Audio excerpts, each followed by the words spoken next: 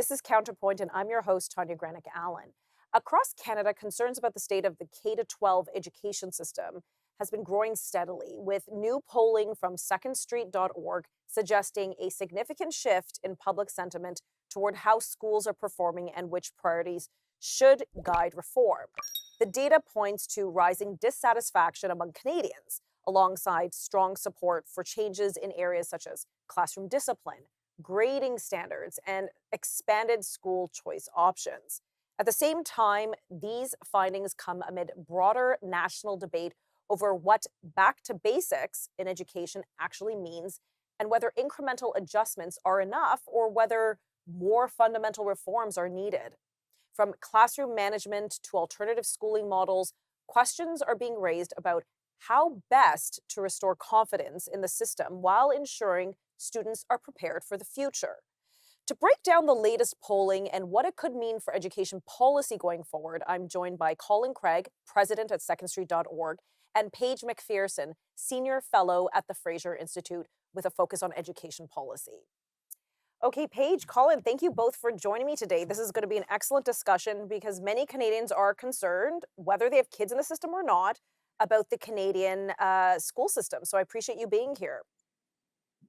Yeah, thank Thanks you. for having me. So, Colin, let's talk about some of your polling and let's unpack some of the figures. Your latest poll suggested that 53% of Canadians believe the education system, so that's kindergarten to grade 12, has gone in the wrong direction. That's a whopping figure. What do you think is driving that perception?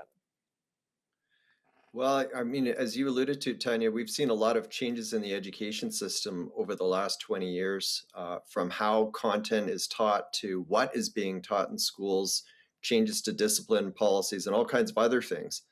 And so I think really, given all these different changes, I think what our polling is showing that the public really isn't on board with what education bureaucrats and others involved in the system have decided to do in terms of changes. And just as a bit of context, when we asked this question about 5 or 6 years ago, it was only about 30%, 31%, somewhere in that range, that said wrong direction. And the last three times we've asked the question, it's been over 50%, in the 51 to 55% range. Wow. So there's been a significant change. More and more people are just saying no, they don't agree with the direction the education system's going in. And Paige, you speak to many parents. You're a parent yourself. What are parents commonly telling you about what they feel in the system isn't working? Yeah, so I think that, what you hear from parents often is that they are confused about, like, why is my child learning math this way? I can't help my child with their math homework. I don't understand this. We learned it in such a much more basic way when I was in school. Same for reading, right? Okay, my kid is not where I thought they would be when it comes to their literacy. These methods of that sort of whole word reading approach that we've seen really take hold of curricula in Canada, which we are kind of starting to see a shift back toward now, or away from rather now, a shift toward phonics. But these kinds of progressive inquiry-based curricular approaches, I think, leave a lot of parents scratching their heads. And what's interesting, I think, about the polling changing so much, and Colin, I'm just speculating on this, but perhaps it's that, being home with their kids during the pandemic when there were school closures really illuminated what exactly their kids are learning and how they're learning for a lot of parents that then were kind of made co-teacher or teacher, when they were helping their kids at home through it all. Now, the decline in test scores, at least according to the Program for International Assessment, PISA scores, and other TIMS, a math and science assessment, the decline much predates the COVID-19 pandemic and the government school closures. But I think that might have had an illuminating effect for a lot of parents. And maybe that's why we see that more are plugged into what these issues are. Yeah, no, that's a fair point because you're right. With lockdowns, parents had a bit more of a focus on what was going on, especially when some of them had to work full time from home and supervise their children doing asynchronous or synchronous learning from home. So that's very, very interesting. Colin, we only have about 20 seconds to the commercial break, but the number of the statistic about our education system going in the wrong direction has climbed from 32% in 2020 at the beginning of the pandemic to 50% today. Maybe I'll ask you this question when we come back because we're right up against the commercial. But that seems Okay. like a significant shift, during that pandemic time, 32% to 50% in about 6 years. We're going to discuss what that means in just a few moments. Welcome back to Counterpoint. I'm joined by Colin Craig, who's president at secondstreet.org, and Paige Macpherson, who's a senior fellow at the Fraser Institute, as we unpack some recent research and polling data that unpacks what's going on the education scene, and more importantly, discuss what Canadian confidence is and what our expectations are with respect to education. Colin, again, 32% of Canadians Mhm. felt that education was going in the wrong direction in 2020. Fast forward, I assume this research was done in 2025, so 5 years later, Mhm. 50% are saying it's going the wrong direction. Um, Apart from, yes, parents probably having more of a laser focus on what their kids are learning during the pandemic may have kind of contributed significantly to the uptick. Was there any other policy or political changes during that time that could have impacted that? Or what do those figures speak to those policy changes? Yeah, it's certainly an interesting thing to dig into, and we haven't polled on it, so we don't know for sure. We can speculate. I think you and Paige are probably on the right track that there's probably more and more cases of parents paying attention, closer attention, I should say, to what their children were learning, how classrooms were operating, and so forth, because they were, maybe in the same room during the pandemic as they're watching their kids on screen, and they're getting, a bit more of a closer eye on what's happening in virtual classrooms, at least. I think that's part of it. I think there's also been more and more people talking about what's being taught in schools, how it's being taught, and so forth on social media. Hmm. And so I would guess that that's having an impact too, because it's not just parents that have said at an increasing rate that they're concerned about the direction of the school system. It's also people that don't have kids in the school system anymore, or maybe they never did have kids in the school system. Right. So it's an across the board thing, and I think it's probably a combination of factors. And I speak with a lot of educators, and I'm finding a lot of educators in the public school system are kind of Hmm. despondent. They're kind of they're discouraged. They're not hopeful or as optimistic as they perhaps once were, and they're very concerned of how things are happening in the classroom. Like, so for example, to one policy, maybe Paige, you can jump in on this.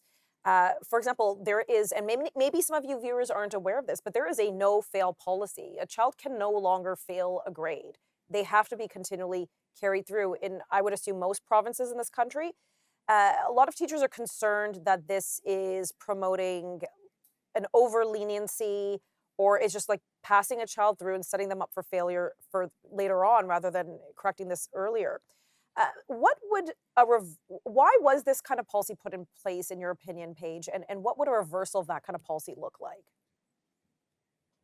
Yeah, many years ago, there was a teacher in Edmonton who sort of famously took a stand on this issue and said, "I'm going to fail my kids if they're not coming to class and they're not completing the work." And he ended up being let go, and an independent school hired him. I think that this specific issue has kind of been in the public eye for some time after that story was made public, and yet really hasn't changed at the policy level. And as Colin's report at Second Street notes, it's sort of dependent on maybe the province or the school district as to how severe that policy is. But I think you see, teachers' unions, every single time it's in the news now, the main issue for them, alongside the financial wages and so forth, is so-called classroom complexity. So what does that mean? It basically means that they're having to teach a classroom with a really wide range of needs and competency levels.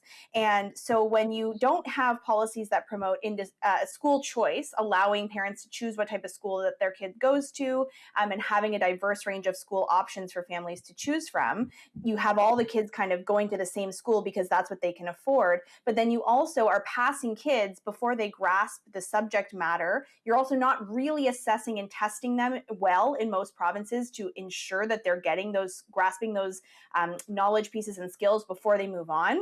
That's going to result in a complex classroom. So it would Yes. be nice to have, teachers unions out front saying we need to change some of these policies because these are the things that are making classrooms so complex. Well, I think it's also probably leading to teacher burnout because rather than having a Yeah. more kind of narrow group that is kind of going forward at the same pace. You're really expanding that pool quite large. Colin, your data shows 72% support stronger discipline measures, including suspensions, like sending students to the principal Mhm. office. We only have about 30 seconds, but I'd love your take on this Yep. statistic. Well, when we've asked in the past about what Canadians are concerned about with changes in the school system, it's the lack of discipline and accountability. And so we threw out an idea to them. What do you think about having more discipline measures available like we had in the past? And like you said, 72% want to see return to those types of things that many of us would have experienced growing up. Okay, So I'm going to I pause think you it's just there. We're more. going to pick this up in just a moment because I want to ask you more about this in just a bit. Welcome back to Counterpoint. I'm joined again by Colin Craig, president at secondstreet.org, and Paige Macpherson, who's a senior fellow at the Fraser Institute, as we unpack some recent polling data that kind of gives us a lens on how to interpret what's going on in the Canadian school system today. But not only that, but what are average Canadians, even those without children in the system, how they feel about the education system. So, Colin, before we went to commercial break, again, like almost 3 out of 4 Canadians support stronger discipline measures, like Mhm, suspensions and sending students to the principal office. So, is it fair to mhm. say, sorry, do kids not get suspended anymore, or expelled, or sent to the principal's office? Has this been on a decline? Yeah, certainly that's what I've been hearing. We actually talked to one teacher who previously worked in the public school system, and he was telling us about a story that his friend, who still worked in the public school system, shared with him. And that's this whole idea of a room clear.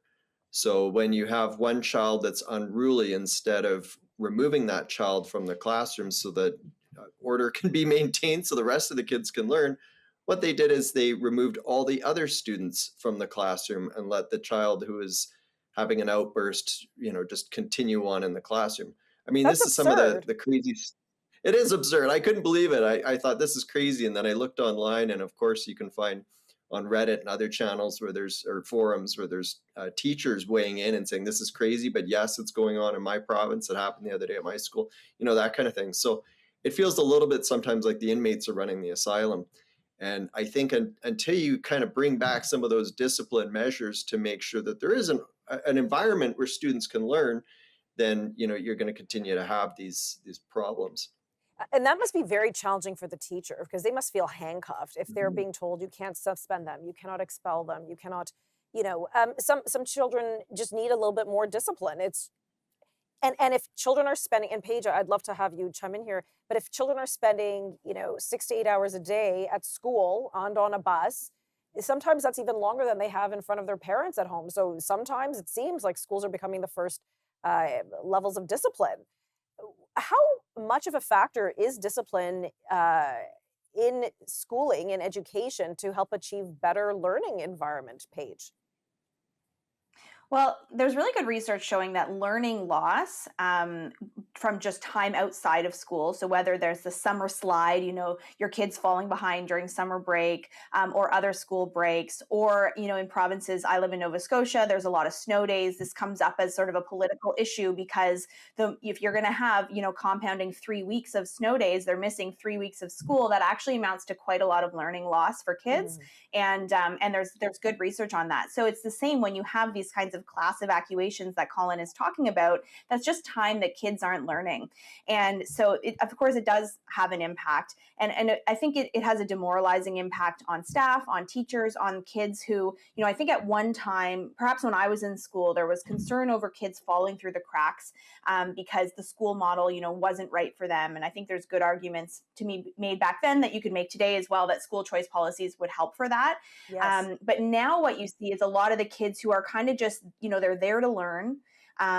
They're falling through the cracks because they're not getting the education that they need during the day, because kids are having to, or rather teachers are having to dedicate all of their time and resources to the higher needs children that really just are needing more discipline and structure but aren't getting it in the current school system. So it's not really working well for anyone. You can see that there's teacher shortages in every province right across the country. We do need more teachers in the classroom, and so empowering teachers that are there, I think, would go a long way for that, whether it's what we were talking about before, which is, the curriculum changes and allowing teachers to really lead their classrooms again with direct instruction, teach kids the way that they know that they can be taught, and have a little more autonomy over that. If they're seeing something's not working in terms of the pedagogy or the curriculum, right. But also to be able to take control of their classrooms and have some discipline within reason. Of course, nobody's talking about corporal punishment or anything like that, but just remove a problematic child, have some consequences and accountability, so that kids know that there's a certain level of expectation. No, and you bring up a good point, and this kind of dovetails into my next question for you, Colin. Your polling shows support 56% of expanding public charter school options. Could that be a solution? Because I think Paige is 100% correct. Both parties in that situation are not being served. Both a child who may need a little bit extra supports and the rest of the classroom that maybe is fine with the supports they have. Is this a mandate for school choice?